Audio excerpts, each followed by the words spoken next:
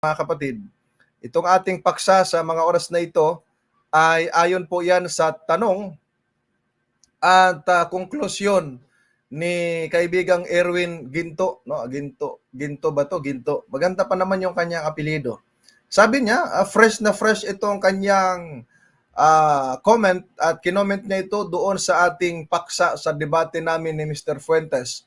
No, if you still remember Rian Fuentes no, yung kadebate natin, ay nag-comment siya doon na marami siyang comment. Nag-comment siya na kung wala daw alam ang tao sa Biblia ay madadala daw no sa panluluko ng mga Adventist. Grabe yung mga salita niya, mga kapatid. At ang mga pastoran niya ng Sabadista mayayabang gaya ni Mr. Dison. At ang sabi pa niya ay saan daw sa Biblia na pinagbawal ni Kristo na kumain ng karumal-dumal. Mga kapatid, matindi yung mga banat niya. No? Bakit ba naman si Kristo hanapan na ipagbawal ni Kristo ang karumal-dumal? Kaya tinanong ko siya ikaw ba naman na matinong ama ay pakakainin mo ba ang anak mo ng marumi? Di ba? Di mo nga pinakakain ng panis mga kapatid. Kaya ang sagot niya ay tinuturo ninyo tatlo ang Diyos. Anong talata sa Biblia? Sinasabi ba ng Diyos na tatlo sila? Ilagay mo nga sa screen yan. Baka para yan ang ating bigyan ng pansin. No? Kaya ang tanong natin, tatlo nga ba ang Diyos na itinuturo o tinuturo ng SDA o ng mga Seventh-day Adventist? Ano ba ang katotohanan? Kasi ang sagot niya, 25 minutes ago pa, nawala ka agad natin, ano? Itinuturo ninyo tatlo ang Diyos, sabi niya. Anong talata sa Biblia? Sinasabi ng Diyos na tatlo sila. Ayan, yung mga banat nila, mga kapatid. Ewan ko bakit. Siguro, di ko alam kung anong samahan nito, mga kapatid. Dahil kung sila po ay nakikinig at nag-aaral talaga ng Biblia at alam yung doktrina natin, hindi nila basta-basta sabihin tatlo ang Diyos natin. Bakit? Kasi kung kanila namang nabasa ang ating doktrina, wala naman akong nabasa na tatlo ang Diyos na itinuturo natin. Kayo ba mga kapatid, meron ba kayong nabasa na tatlo ang Diyos na itinuturo natin na ating pinaniniwalaan at sinasampalatayanan? Palagay ko wala mga kapatid. Ito po ay tinatawag nating brainwash mga kapatid, no? No? Brainwash. Bakit? Kasi yung mga puno ng samahan na bumabanat sa atin, ang sabi ay tatlo ang Diyos natin, bibilangan pa nga Diyos Ama, isa. Diyos Anak, dalawa. Diyos Espiritu Santo, tatlo. O ilan ang Diyos? O di ba tatlo Diyos ng Sabadista? It is only a conclusion, mga kapatid, of those person, mga kapatid, no, who are attacking the Seventh-day Adventist, mga kapatid. Sila yung mga umaatake, mga kapatid, no? Sabi nila, ang Diyos daw ng Seventh-day Adventist, tatlo. Pero hindi ako na-inform dyan, mga kapatid. Sa tagal ko ng pag-aaral ng Biblia at ng doktrina natin, wala akong nabasa na ang doktrina ng Seventh-day Adventist patungkol sa kadyusan ay tatlo ang Diyos na sinampalatayanan o tunay na Diyos, mga kapatid. Dyan pa lang, mga kapatid, ay mukhang na misinform itong si kapatid na, anong pangalan nun, Tidan? Si Erwin Ginto, no? Ginto pa naman ang apelyido, mga kapatid. Ang banat kaagad ay tatlo ang Diyos. Actually, hindi na ako magtataka even before naging Adventist ako, no? Kung napanood po ninyo yung aking testimony last Friday at tinan, ano? Even before naging Adventist ako, ay narinig ko na ang Adventist ay kulto, no? Ang Adventist ay sa demonyo. Ang sabi pa nila, marami, mga kapatid, kaya yung mga tao minsan sa lugar namin, ang tingin sa Adventist, kulto, sa demonyo.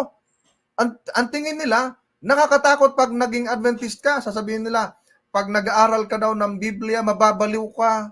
At pag napunta ka dyan, ay mapapalayo ka sa Panginoon. Ganun ba?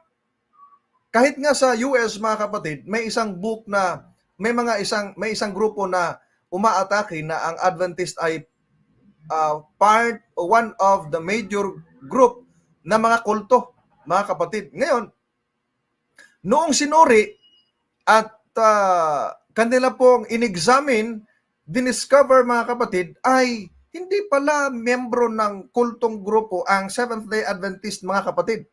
Hindi pala. Bagkus itinuturo ng mga Seventh-day Adventist ayon sa kanilang doktrina at paniniwala, ang tao'y ipapalapit sa Diyos. Mga kapatid, ang tao ay tuturuang magkaroon ng magandang relasyon sa Diyos. Ang tao ay tinuturuang mapalapit sa Diyos, tinuturuan ng tamang aral, tinuturuan ng tamang asal. O kita nyo, may tamang aral na may tamang asal pa, mga kapatid. Bakit? Kasi kahit nga yung mga saksi ni Jehovah, umaamin sila mga kapatid na ang mga Seventh-day Adventist ay nagtuturo na ang 10 utos ng Diyos, yung moral law, ay dapat pang tuparin at itinuturo. Kaya ayon sa official website ng Jehovah's Witnesses, ang sabi nila mga minamahal na mga kapatid, na ang mga Seventh-day Adventist o tinatawag na Sabadista ay nagtuturo hanggang ngayon na ang 10 utos ay dapat pantuparin ng mga Kristiyano. Kita nyo mga minamahal na mga kapatid. So, kung ganyan mga minamahal na mga kapatid, kaya nagwawonder ako, bakit tinasabi na ang Seventh-day Adventist ay part ng mga major cults in the world?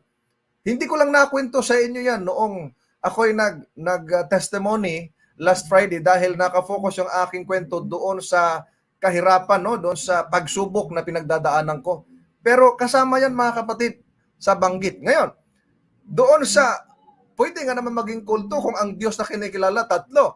Mga kapatid, inaalala ko yung nasa Naga View pa ako, merong isang sama na pumunta kami doon. Ang Diyos nila, atidan, 10. Yung siyam, patay na. Mga kapatid, yung siyam, patay na. Ang natira na lang, isa na lang mga kapatid. Kita nyo? Kaya ang sabi niya, punta kayo sa amin tuwing linggo. Pagsamba kayo sa Diyos namin, bigyan kayo ng trabaho. Kita nyo ha? Itinanong ko, yung bang mga sumamba na rito, no? Yung mga sumamba na rito, may trabaho na ba? Ang sabi, wala pa. Wala pa pala trabaho, mga kapatid. Kita niyo?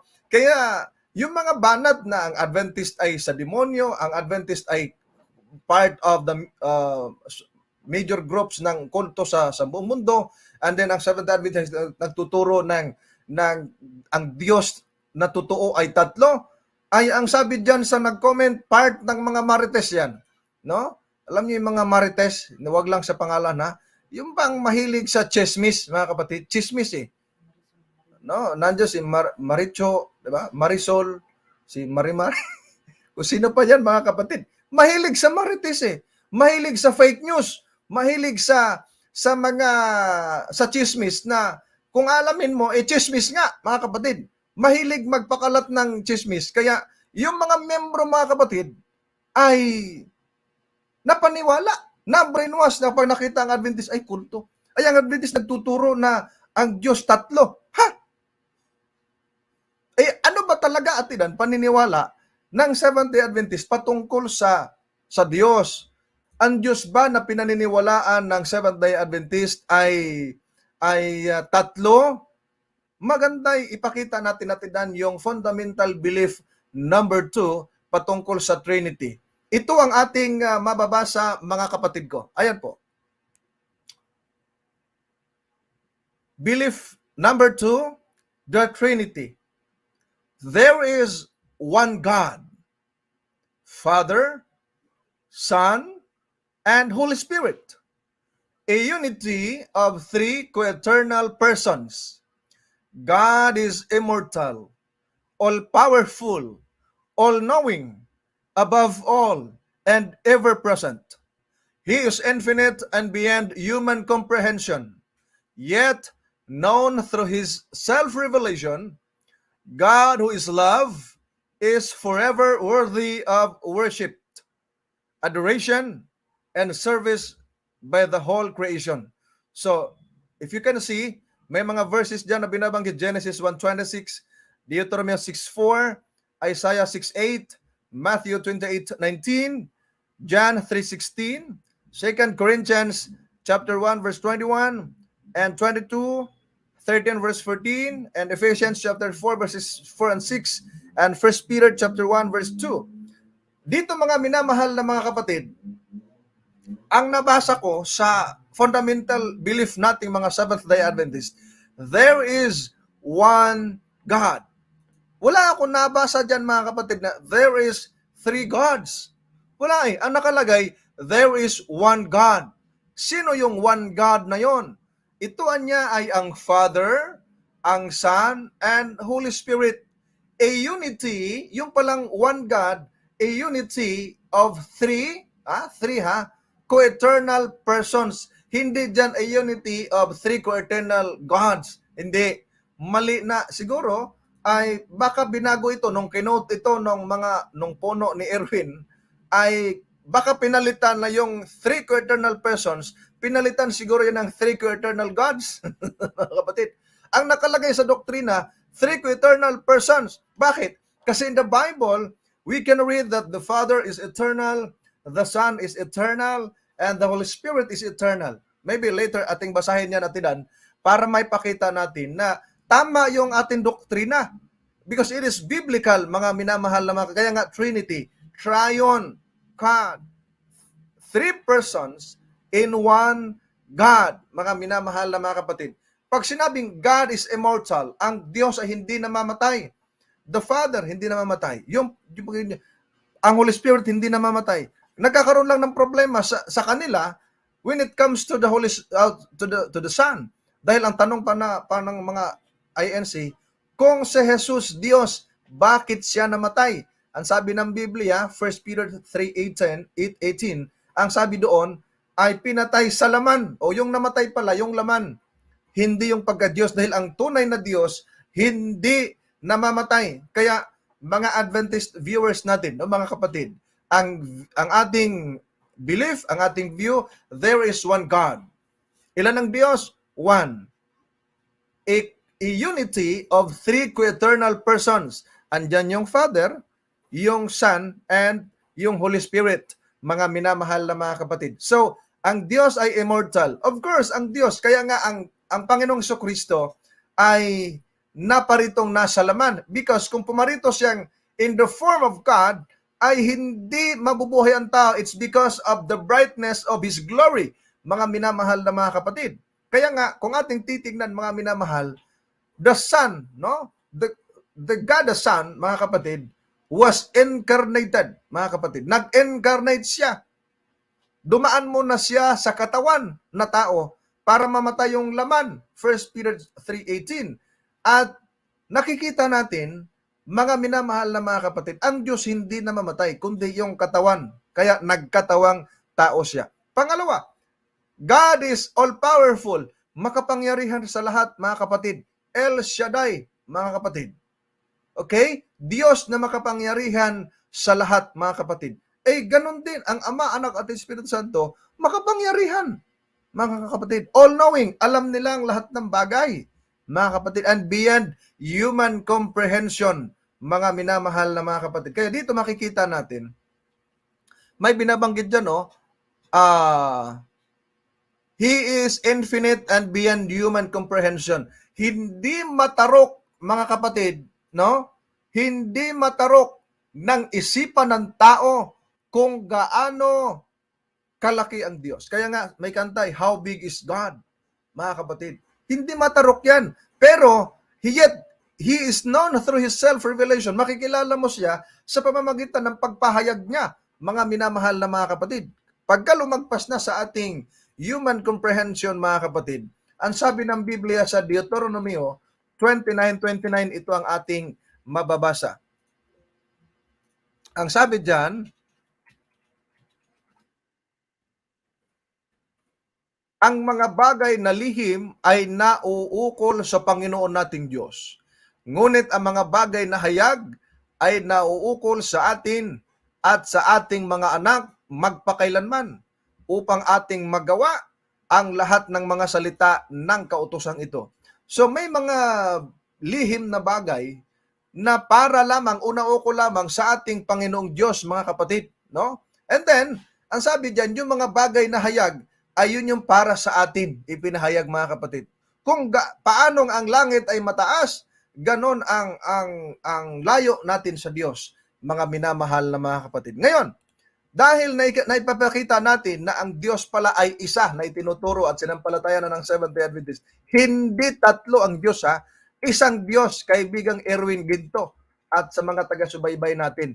Isa ang Diyos na pininiwalaan ng mga Seventh-day Adventist at yung isang Diyos na yon ay unity of three co-eternal persons, hindi co-eternal gods ha, three co-eternal persons ang nakalagay mga kapatid. At isa dyan sa nakalagay na verse sa ating doktrina ay yung Deuteronomy chapter 6 verse 4.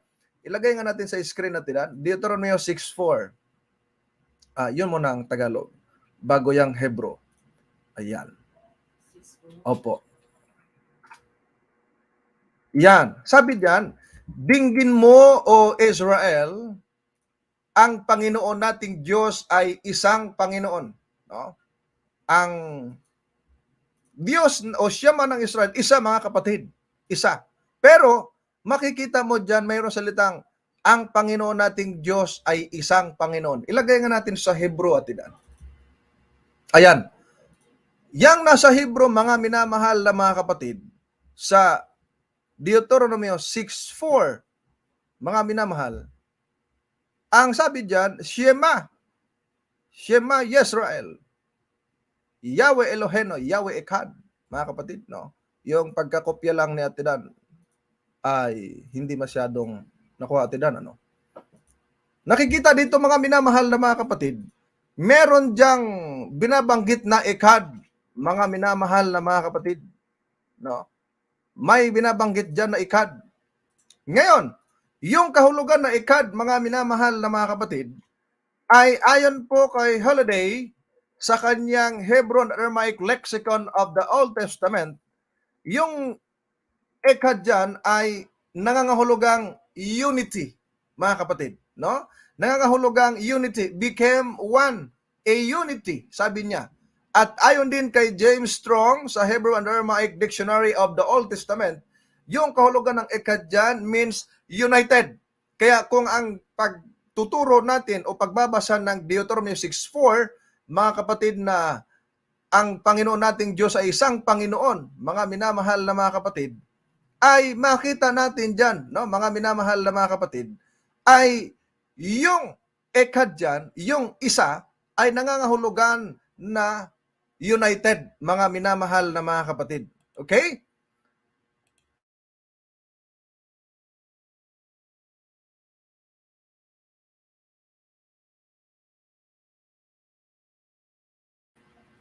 Alright, kaya ang sabi dito mga minamahal na mga kapatid, yung isang Diyos dyan ay hindi isang persona, mga kapatid, kundi yung isang Diyos yan, mga minamahal, ay united. United sa tatlong persona. Kaya makikita natin, mga minamahal na mga kapatid, makikita natin yung salitang Yud Hey Waw Hey, pwede ka magpalabas dyan natin ng Yud Hey Waw Hey na letter ng yung Hebrew, apat na Hebrew alphabet ng yes, yung Yud Hey Waw Hey, ay kung isalin ay Yahweh, mga kapatid, na mas malapit, ay ikinapit ito sa Ama. Bagyan mo na natin bago natin basahin yung mga verses. Ikinapit ito sa Ama, ikinapit sa Anak, at ikinapit sa Espiritu Santo. Okay? Ulitin natin. Yung salitang Yod Hewawhe, yung pong tetragrammaton na ikinapit sa tunay na Diyos, mga kapatid, ay ikinapit sa Ama, sa Anak, at sa Espiritu Santo, mga minamahal na mga kapatid. Okay? Halimbawa, yan o. Yung Yod, Hey, Wow, Hey dyan, mga minamahal na mga kapatid, ikinapit yan sa Ama, sa Anak, at sa Espiritu Santo. Halimbawa na lamang, mga kapatid, yung Father, tinawag siyang Lord, capital na L-O-R-D, na sa Hebrew ay Yod, Hey, Wow, Hey, o Yahweh, mga kapatid. Isaiah chapter 64 verse 8. Lagay natin sa screen natin. Isaiah 64:8. Sabi niya diyan, ngunit ngayon, o Panginoon, ikaw ay aming Ama. Kami ang malagkit na putik at ikaw ay magpapalayok sa amin. at kaming lahat ay gawa ng iyong kamay. Diyan mga minamahal na mga kapatid, yung Panginoon diyan, yung Yahweh diyan, yun yung Ama. Yan yung Yahweh na Diyos na di nakikita, mga kapatid, no? Di nakikita. Juan 1:18, mga minamahal na mga kapatid. Yung Diyos na di nakikita, na tinawag na Yahweh, yun yung Ama. Sabi diyan, no? Walang taong nakakita kailanman sa Diyos. Ang bugtong na anak na nasa sinapupunan ng Ama, siya ang nagpakilala sa Kanya. O dito mga minamahal na mga kapatid, walang taong nakakita kailanman sa Diyos. Ang bugtong na anak na nasa sinapupunan ng Ama, siya ang nagpakilala sa Kanya.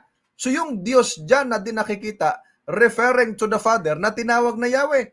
Mga minamahal na mga kapatid. Of course, that is given naman na yung Father ay tinawag na Yahweh, mga minamahal na mga kapatid. Kaya nga, yung ibang mga paniniwala, hindi tumatanggap na Diyos ang ating Panginoong Hesus dahil tanging ang Ama lamang niya ang tinatawag na Yahweh o ang Diyos na tunay. Ang anak niya, hindi. At ang Espiritu Santo, hindi rin niya. Pero kung ating pagbabasihan ang Biblia at pag-aaralan, mga minamahal na mga kapatid, even Jesus Christ, mga kapatid, tinawag din o kinapit din sa kanya yung salitang Yahweh. Halimbawa, sa Isaias Kapitulo 40, versikulo 3 ay meron tayong ganitong mababasa. No? Mga kapatid, kung medyo maingay pa sa inyong pandinig, ay maulan po rito sa amin. Sige, atidan. Ang sabi riyan, ang tinig ng isang sumisigaw, ihanda ninyo sa ilang ang daan ng Panginoon. Pantay ninyo sa ilang ang lansangan para sa ating Diyos. Oh, have you still remember the song, Tinig sa Ilang? Ang tinig ng isang sumisigaw sa ilang. Di ba? Ihanda ninyo sa ilang ang daan ng Panginoon. Yung Panginoon doon, mga kapatid, sa Hebro ay Yahweh, mga minamahal. At itong prophecy na ito ay tumutukoy sa ating Panginoong Hesukristo. Yes, tumutukoy sa ating Panginoong Hesukristo. He was called Yahweh, mga kapatid, bago pa man siya nagkatawan tao. At siya pinapatungkulan ng prophecy na ito. Let us read Mark chapter 1, verses 1 to 3. Ganito ang ating mababasa. Ang pasimula ng Ebanghelyo ni Hesukristo, ang anak ng Diyos. Ayan, may binabanggit dyan na pasimula ng Ebanghelyo ni Kristo. Verse 2, ayon sa pagkasulat kay Isaias, o kita nyo, ayon sa pagkasulat kay Isaias, na propeta, narito, sinusugo ko ang aking sugo sa unahan ng iyong mukha, na maghahanda ng iyong daan. Verse 3, sabi diyan, ang tinig ng isang sumisigaw sa ilang, ihanda ninyo ang daan ng Panginoon, tuwirin ninyo ang kanyang mga landas. Mga minamahal na mga kapatid, sa mga talatang ito ipinakikita na yung quotation ng prophecy sa Isaiah 40 versikulo 3, mga minamahal na mga kapatid, ay makikita natin na pinapatungkulan ang ating Panginoong Hesukristo. Sapagkat sa verse 1, narito ang ebanghelyo ng ating Panginoong Hesukristo sa kanyang pagpapasimula, mga minamahal na mga kapatid. So, it is very clear na yung Isaiah chapter 40 verse 3 na may binabanggit doon na Yahweh ay tumutukoy sa ating Panginoong Hesukristo. At marami pang iba. Halimbawa na lamang, mga kapatid, yung Isaiah kapitulo 6 versikulo 1 hanggang 3 na si Isaiah nakita ng kaluwalhatian ng Yahweh at pinakikita doon na yung nakita ni Isaiah na Yahweh, it was our Lord Jesus Christ sa Juan 12:41 na sinabi nga niya mga bagay na ito dahil nakita niya ang kaluwalhatian ni Jesus. Kita niyo mga minamahal na mga kapatid. Diyan makikita natin na ang salitang Yahweh ikinapit sa Ama, ikinapit sa Anak. How about sa Holy Spirit? Okay? How about sa Holy Spirit? Let us read Isaiah chapter 6 verse 10. Yan. At alamin natin, siguro simulan natin atidan sa 8 hanggang 10. Ayan. Simulan natin. Sabi diyan, At narinig ko ang tinig ng Panginoon na nagsasabi, sinong susuguin ko? At sinong yayaon sa ganang amin? Nang magkagayoy, sinabi ko, narito ako, suguin mo ako. Verse 9, at sinabi niya, ikaw ay yumaon at saysayin mo sa bayang ito, inyong naririnig nga, ngunit hindi ninyo nauunawa, at nakikita nga ninyo, ngunit hindi ninyo namamalas. Verse 10, patabain mo ang puso ng bayang ito, at iyong pabigatin ang kanilang mga pakinig, at iyong ipikit ang kanilang mga mata. Baka sila'y mga kakita ng kanilang mga mata at mga karinig ng kanilang mga pakinig at mga kaunawa ng kanilang puso at mga balik loob at magsigaling. Ito pong Panginoon na nagsabing, sino ang susuguin ko? Sino ang yayaon sa ganang amin? At nagsalita siya na pumaroon ka, sabi kay Isaias, sinong Panginoon yon? Tanungin natin si Apostol Pablo. Apostol Pablo, sino ba yung Panginoon o Yahweh na tinutukoy dyan? Basahin natin ang Gawa, Kapitulo 28, versikulo 25 hanggang 26, ganito ang ating mababasa. At nang sila'y hindi mangagkaisa, ay nangagsialis pagkasabi ni Pablo ng isang salita. Mabuti ang pagkasalita ng Espiritu Santo sa pamamagitan ng propeta Isaias sa inyong mga magulang. 26. Na sinasabi, pumaroon ka sa bayang ito at sabihin mo sa pakikinig ay inyong mapapakinggan at sa anumang paraay hindi ninyo mapag-uunawa at sa pagtingin ay inyong makikita at sa anumang paraay hindi ninyo mamamalas. 27. Sapagkat kumapal ang puso ng bayang ito at mahirap na makarinig ang kanilang mga tainga at kanilang ipinikit ang kanilang mga mata, baka sila'y mga kakita ng kanilang mga mata at makarinig ng kanilang mga tainga at mga kaunawa ng kanilang puso at muling mga balik loob at sila'y aking pagalingin. Dito sa mga talatang ito, kinonfirm ni Apostol Pablo yung Panginoon na nagsugo kay Isaias at nagsabing pumaroon ka sa bayang ito, walang iba ang banal na espiritu. Kaya yung Yahweh, ikinapit din sa Holy Spirit, mga kapatid. Ulitin natin. Ikinapit sa Ama, ikinapit sa Anak, ikinapit sa Holy Spirit.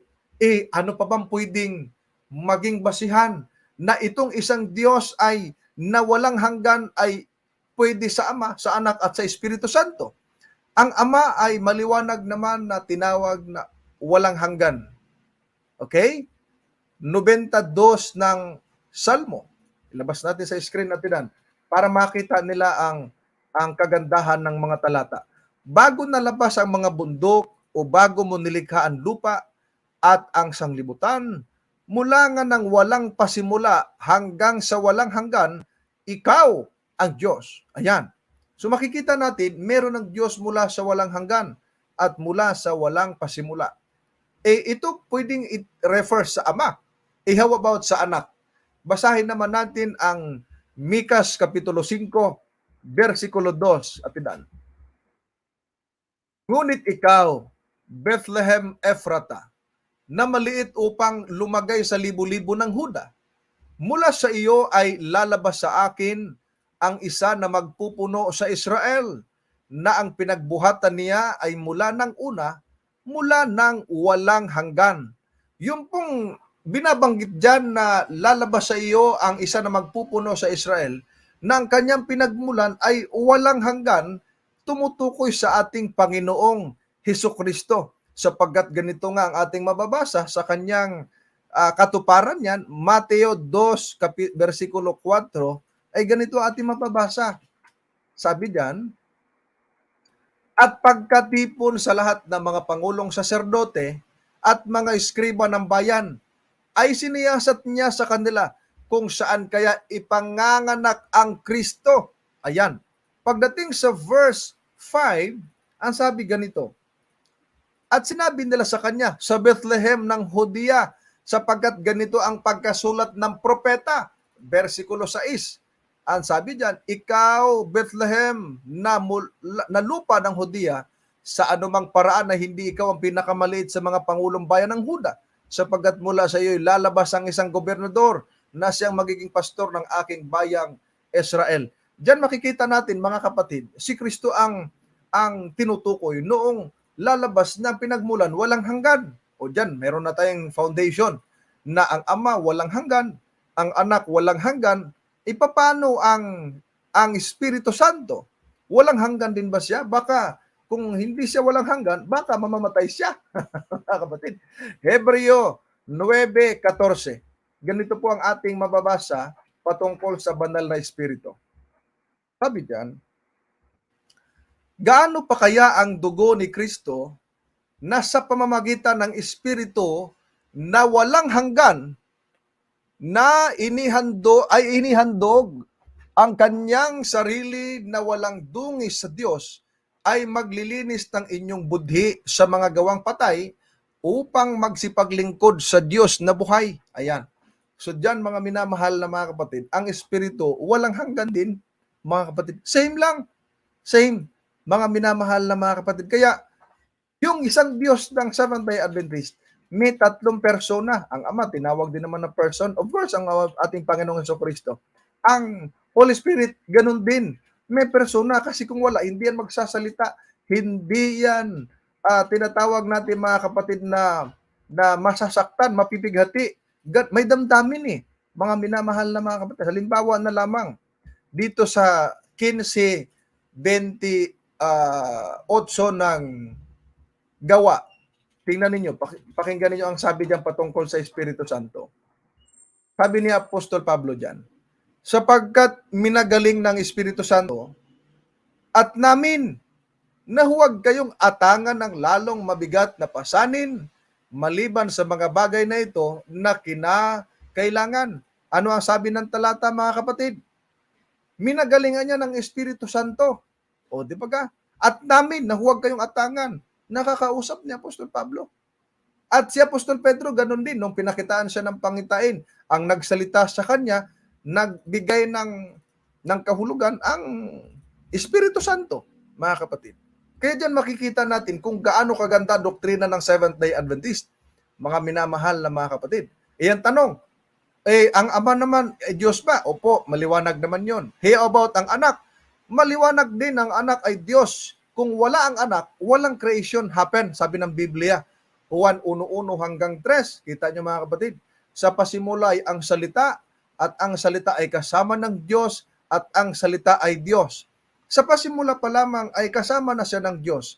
At ang sabi sa verse 3, mga minamahal na mga kapatid, no, kung nasundan ni Ate Dan, ang sabi diyan, ang lahat ng mga bagay ay ginawa sa pamamagitan niya. At alinman sa lahat ng ginawa ay hindi ginawa kung wala siya, mga minamahal na mga kapatid. So makikita natin, mga ginigiliw ko mga kapatid kay Kristo, ang Panginoong Hesukristo ay Diyos. Bagaman marami ang tumututol na sabi nila, hindi daw Diyos si Kristo. Pero wala namang mababasa sa Biblia na si Kristo hindi Diyos. Ay, ang Holy Spirit din ba ay Diyos? Yes. Halimbawa na lamang dito sa Gawa Kapitulo 5, ang versikulo 3 at 4. Pakinggan ninyo ang sinasabi at think about it. Sabi diyan, datapot sinabi ni Pedro, Ananias, bakit pinuspos ni Satanas ang iyong puso upang magsinungaling sa Espiritu Santo at upang maglingid ng isang bahagi ng halaga ng lupa? Take note, mga kapatid, sa verse 3 ay si Ananias ay nagsinungaling sa Espiritu Santo. Kanino nagsinungaling? Sa Espiritu Santo. Ano ang sinasabi sa verse 4? Ang sabi sa verse 4, mga kapatid, nang yaoy nananatili pa, hindi baga yaoy nanatiling iyong sarili? At nang may pagbili na, hindi baga nasa iyo rin kapangyarihan? Ano tiniisip mo pa ang bagay na ito sa iyong puso? Hindi ka nagsinungaling sa mga tao, kundi sa Diyos. Kita niyo, mga kapatid.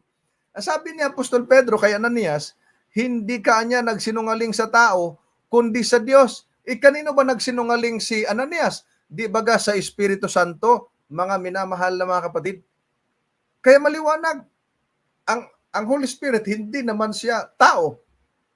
Ang sa Biblia, maliwanag, He is part of the creation. Mga kapatid, He is part of the redemption. At dito makikita natin, yung pinagsisinungalingan ni Ananias, ang Espiritu Santo. At ang sabi ni Apostol Pedro, mga kapatid, hindi ka nagsinungaling sa tao, kundi sa Diyos. At natural, hindi naman tao ang Holy Spirit, Diyos, mga minamahal na mga kapatid. Kaya nga, makikita natin sa Bagong Tipan, mas lalong lumiwanag ang isang Diyos sa tatlong persona.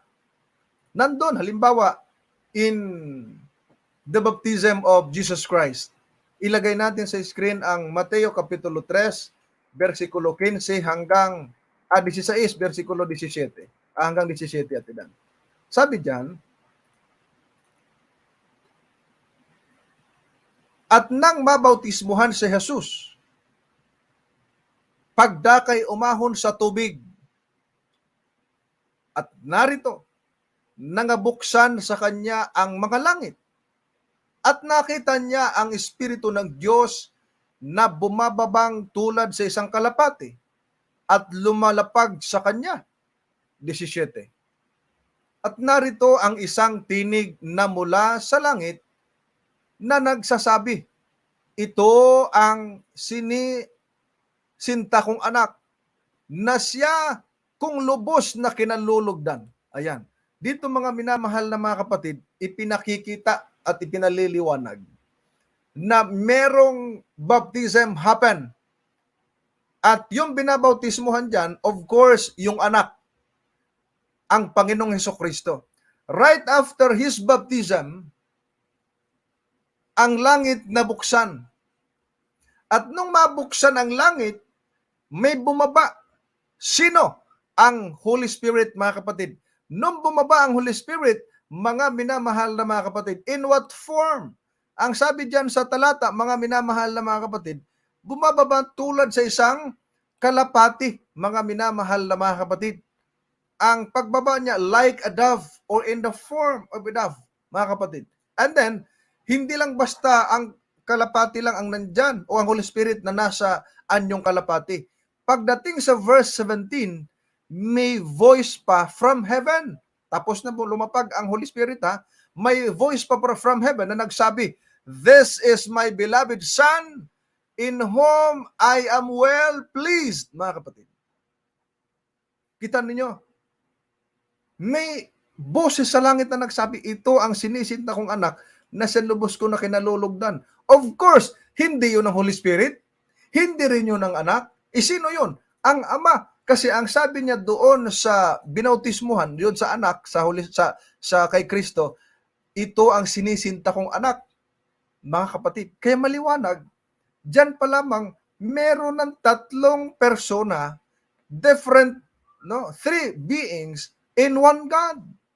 Different beings yan. Hindi po pwedeng ang Ama, siya din yung anak. Hindi rin po pwedeng ang anak, siya din yung Holy Spirit, mga kapatid. Kaya dito maliwanag, meron ng tatlo na hindi ito matutulan ni numan. Hindi matutulan. Maliban na lamang kung sila yung gumawa ng Biblia nung talata. Pwede na lang mga kapatid. Diba? Ito pa, Mateo 28:19. Ito ay very common na verse, pero it's very clear, one of the proof, mga kapatid. Ang sabi diyan, dahil dito'y magsiyaon nga kayo at gawin ninyong mga alagad ang lahat ng mga bansa, na sila'y inyong bautismuhan sa pangalan ng Ama at ng Anak at ng Espiritu Santo. Dito mga kapatid, may Ama, may Anak at ng Espiritu Santo. Ito, ginagamit ito ng mga Juanes na sasabihin nila, si Kristo din yung Ama, siya din yung Anak. Bakit sasabihin pa ni Kristo sa ngalan ng Ama, Anak at Espiritu Santo? Kung siya din yung Ama. Di dapat sinabi na lang ni Kristo sa pangalan ko. Dahil ako rin yung Ama, ako rin yung Anak, ako rin yung Holy Spirit. Wala namang ganun talata, mga kapatid. Kahit nga sa sanctification, ipinakita din niya ni Apostol Pedro na merong Ama, merong Holy Spirit, merong Anak. Basahin natin dito sa 1 Pedro, Kapitulo 1, versikulo 2. Last verse na siguro natin para tumukoy tayo sa question and answer. Sabi diyan, ayon sa paunang kaalaman ng Diyos Ama, Kita niyo mga kapatid na, Diyos Ama, sa pagpabanal ng Espiritu, upang magsitalima at mga wisikan ng dugo ni Hesukristo. Biyaya at kapayapaan nawa ang sa inyo'y sumagana. Ayan, dito mga kapatid, maliwanag na may Diyos Ama, may Espiritu, may Hesukristo. Magkaiba, magkaiwalay mga kapatid. At itong Ama, Anak at Espiritu Santo na iisang Diyos, merong kanya-kanyang function at may kanya-kanyang gawain, mga minamahal na mga kapatid. Okay? Kaya nung planuhin ng Ama na isugo ang anak, nag-perform ang Holy Spirit na siya yung nag-conceive at yung anak ang nag-incarnate. Kita nyo, different function mga kapatid. Same plan, mga minamahal mga kapatid ko. Kaya, wag po kayong basta-basta maniwala kapag ka may babanat sa inyo, may magsasabi na ang paniniwala ng Seventh-day Adventist ay tatlong Diyos. Walang ganon mga kapatid. Wala. Ito lamang ay paratang at banat ng mga galit sa Seventh-day Adventist. Galit sa sumusunod sa utos ng Diyos. Di ba mga kapatid? Sa Revelation 12:17, galit ang dragon sa babae at sa kanyang seed, sa kanyang remnant, dahil sumusunod sa utos ng Diyos mga kapatid. Di ba? Kaya ang banat, ikatatlo ang Diyos ng Sabadista, saan sa Biblia na tatlo ang Diyos? Saan nyo nabasa na tatlo ang Diyos? Ang paniniwala ng Seventh-day Adventist, there is one God na may tatlong persona, isang Diyos. No? Lagi nyo tandaan niya mga kapatid, isang Diyos na may tatlong persona. A unity of three co-eternal persons, mga minamahal na mga kapatid. Okay?